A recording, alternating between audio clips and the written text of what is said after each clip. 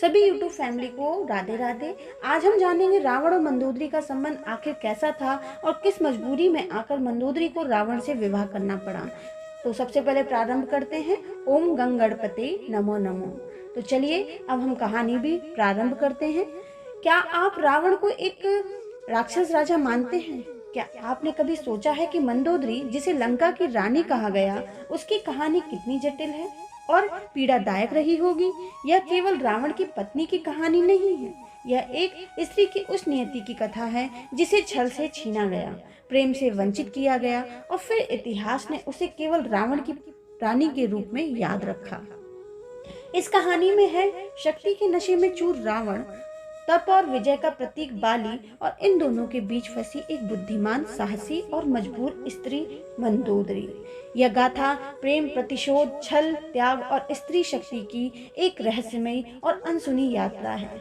आज हम उस सच को खोलने जा रहे हैं जो मंदोदरी की जिंदगी को एक नया रंग देता है। तो तैयार हो जाइए, क्योंकि यह कहानी आपको हैरान करने वाली है। अगर आपको मंदोदरी का यह रहस्य रोचक लग रहा है तो अभी लाइक बटन दबाइए और कमेंट में बताइए कि आपके हिसाब से मंदोदरी किसकी थी। कहानी शुरू होती है उस दौर से जब तीनों लोकों में दो योद्धाओं का डंका बजता था। एक था रावण, लंका का स्वामी, जिसने अपने पराक्रम से स्वर्गलोक को झुका दिया, पाताल लोक को अपने अधीन कर लिया और पृथ्वी के हर राजा को अपना गुलाम बनाने की ठान रखी थी। उसका अहंकार आसमान छूता था, जहां जाता वहां तबाही मचाता। और दूसरा था बाली, किष्किंधा का शेर, जिसे भगवान विष्णु का अनोखा वरदान मिला था।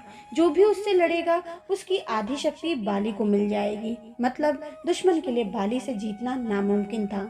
बाली संध्या वंदन और गहरे ध्यान में डूबा रहने वाला तपस्वी भी था। उसका नियम था, जब तक संध्या पूजा ना हो कोई काम शुरू नहीं करेगा।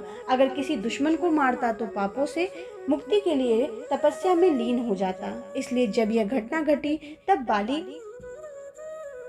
तपस्या में लीन था। रावण ने तरह तरह की चालें चली, लेकिन बाली की एकाग्रता टस से मस नहीं हुई। आखिरकार रावण ने ऊंची आवाज में उसे युद्ध के लिए ललकारा। इस बार बाली की तपस्या टूटी। उसने आंखें खोली और सामने देखा। दोस्तों, अब रावण की हालत देखने लायक थी। वह छटपटाने लगा, अपनी सारी शक्तियां आजमाई, मायावी शक्ति, अस्त्र शस्त्र, लेकिन बाली की पकड़ से निकल ना सका। उसका अहंकार धूल में मिल गया। बाली ने उसे 6 महीने तक दबोच कर रखा और फिर अपनी तपस्या दोबारा शुरू कर दी।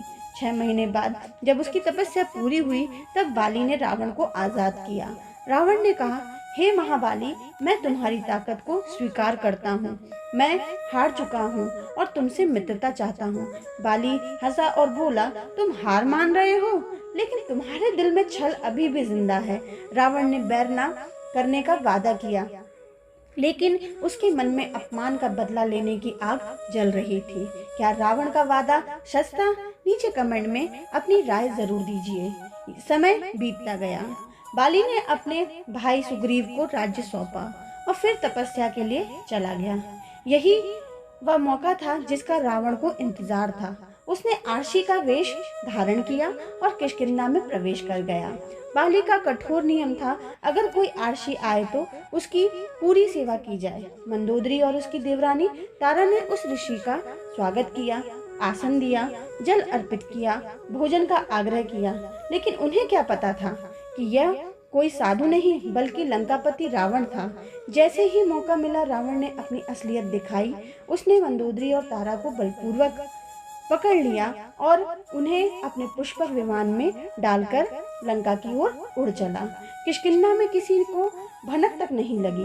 रावण की चाल इतनी तेज थी। विमान में मंदोदरी समझ गई कि अब बचना नामुमकिन है, लेकिन वह सिर्फ खूबसूरत ही नहीं बल्कि बेहद चतुर भी थी। उसने रावण को ललकारा, ए राक्षस राज, अगर तुम इतने पराक्रमी हो तो यह कायरता क्यों? मुझसे युद्ध करके जीतने की हिम्मत क्यों नहीं दिखाते? रावण हंसा और बोला, मैं तुम्हारी सुंदरता का दीवाना हूँ। बाली का वरदान उसे अजय बनाता है, इसलिए मैंने यह रास्ता चुना। विजय का हर रास्ता जायज़ है। मंदोदरी ने देखा कि रावण अपने अहंकार में डूबा हुआ है, लेकिन उसने हार नहीं मानी उसने तारा को बचाने का निश्चय किया। वह बोली, हे लंकेश, तारा गर्भवती है, उसे छोड़ दो। रावण कुछ पल के लिए सोच में पड़ गया और फिर कहा, ठीक है, मैं तारा को छोड़ दूंगा, लेकिन तुम मेरे साथ लंका चलोगी। मंदोदरी ने सहमति दे दी। रावण ने तारा को किष्किंधा में छोड़ दिया। अब मंदोदरी अकेली थी, लेकिन उसका दिमाग तेजी से काम कर रहा था।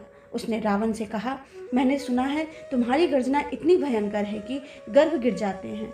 मैं इसे सुनना चाहती हूँ। रावण ने जोर से गर्जना की। दर्शकों, वह आवाज़ इतनी भयानक थी कि पृथ्वी कांप उठी, आकाश गूंज उठा और मंदोदरी उसका शिकार बन गई। उसका गर्भ गिर गया। समय से पहले उसके पुत्र का जन्म हुआ। मंदोदरी ने कहा, इस निर्दोष शिशु को तारा के पास छोड़ दूं। रावण मान गया। मंदोदरी ने अपने पुत्र को तारा को सौंप दिया और उसका नाम रखा गया अंगद। वही अंगद जो अपने नाम की तरह माँ का अंश था। फिर मंदोदरी रावण के साथ लंका चली गई, जहाँ मजबूरी में उसने रावण से गंधर्व विवाह किया। उधर बाली 1 साल की तपस्या पूरी कर लौट आया। सुग्रीव ने उसका स्वागत किया, लेकिन मन में डर था।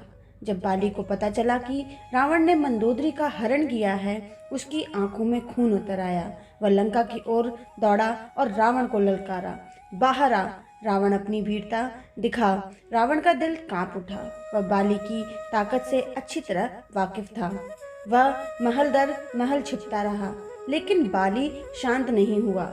आखिरकार रावण ने बाली को भोजन के लिए आमंत्रित किया। बाली को अपनी शक्ति पर पूरा विश्वास था, इसलिए वह महल पहुंचा।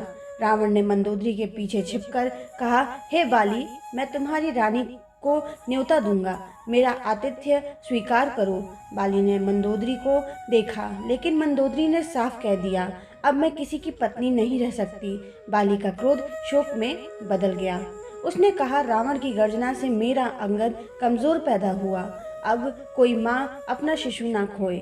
यह सोचकर बाली ने पूरी लंका में अपनी गर्जना की। उसकी गर्जना इतनी प्रचंड थी कि लंका की सारी गर्भवती स्त्रियों के गर्भ गिर गए। इसके बाद बाली ने रावण को जीवन दान दिया और लौट गया। अब रावण बाली से डरने लगा। समय बीतता गया। मंदोदरी ने एक पुत्र को जन्म दिया, लेकिन ज्योतिषियों ने भविष्यवाणी की, यह बाला अशुभ है, यह रावण के अंत का संकेत है। रावण भयभीत हो गया। उसने न सिर्फ अपने पुत्र बल्कि 62,000 नवजातों को भी नदी में बहा दिया। लेकिन नियति की लहरें कुछ और ही खेल खेल रही थी। जब मृत्यु निश्चित मानी जा रही थी, तब प्रकृति ने अपना करिश्मा दिखाया। एक विशाल बरगद का वृक्ष जो दिव्य शक्तियों से भरा हुआ था, उन नवजातों को आशीर्वाद देकर सुरक्षित रखता। वहां एक तपस्वी आया और उसने उन शिशुओं को पाला। वे शिशु केवल साधारण बच्चे नहीं थे, वे नियति के अंग बन चुके थे। रावण के विनाश की नींव उस दिन पड़ चुकी थी जब मंदोदरी ने स्वयं से कहा, हे रावण, तुमने निर्दोषों की हत्या की, लेकिन यह अंत नहीं, आरंभ है। मैं देखूंगी कैसे तुम्हारा अहंकार तुम्हें मिट्टी में मिलाता है। जिस दिन वो शिशु लौटेंगे, लंका के सिंहासन को हिला देंगे। तपस्वी कहते हैं, हे बालकों, तुम्हारा जन्म असाधारण है। तुम्हारी नियति राक्षस के साम्राज्य को हिलाएगी। तुम वही हो जो पाप का अंत करेंगे। समय ने करवट ली। 16 वर्षों बाद वो मासूम नवजात अब बन चुके थे दिव्य योद्धा। तपस्वी के आशीर्वाद से वे बल, तप और नीति के प्रतीक बन गए। उनकी रगों में केवल रक्त नहीं बल्कि प्रतिशोध की अग्नि भी बह रही थी। तपस्वी दिव्य स्वरों में कहते हैं कि हे वीरों, अब समय आ गया है। लंका की भूमि कांपेगी, रावण का साम्राज्य गिरेगा। तुम्हारे अस्त्रों में वह शक्ति है जो अधर्म का नाश करेगी। जाओ, धर्म की स्थापना करो। तभी रावण दरबारियों से कहता है कि कौन है ये योद्धा जो लंका की ओर बढ़ रहे हैं? किसकी शक्ति है जो मेरी लंका को चुनौती दे सके? तभी गुप्तचर कांपते हुए कहते हैं, हे महाराज, वे 62,000 योद्धा हैं जिन्हें आपने नदी में बहा दिया था। अब वे वापस आ गए हैं और उनकी शक्ति अद्वितीय है। तभी मंदोदरी कहती है कि मैंने कहा था ना रावण, नियति की लहरें किसी के अहंकार से नहीं रुकती। आज वे लौटे हैं और तुम्हारा अंत भी उनके साथ लौटा है। योद्धाओं का नायक दृढ़ स्वर में कहता है, अब लंका के दरवाजे खोल दो। राक्षसों का अंत सुनिश्चित है। हम वे हैं जिन्हें तुम्हारे अधर्म ने जन्म दिया। अब वही अधर्म तुम्हारा विनाश लेकर आया है।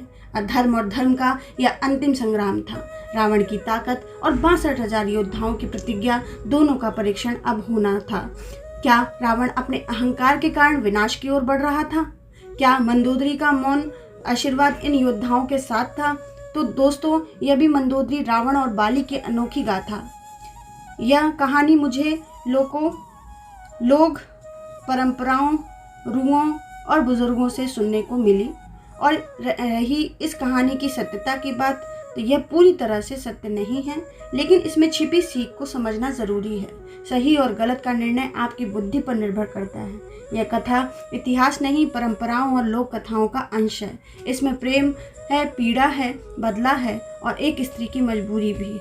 आप इसे मनोरंजन, अध्यात्म और सोच विचार के रूप में देखें। सही या गलत का निर्णय आप स्वयं करें। आशा करते हैं आपको ये वीडियो अच्छा लगा हो, तो प्लीज़ चैनल को लाइक कीजिएगा, सब्सक्राइब कीजिएगा और बेल आइकन के बटन को ज़रूर क्लिक कीजिएगा। फिर मिलते हैं आपसे नए वीडियो के साथ। Please stay tune. Good bye and Radhe Radhe. Hari Om नमः शिवाय, हरि ओम नमः शिवाय, हरि ओम नमः शिवाय, हरि ओम नमः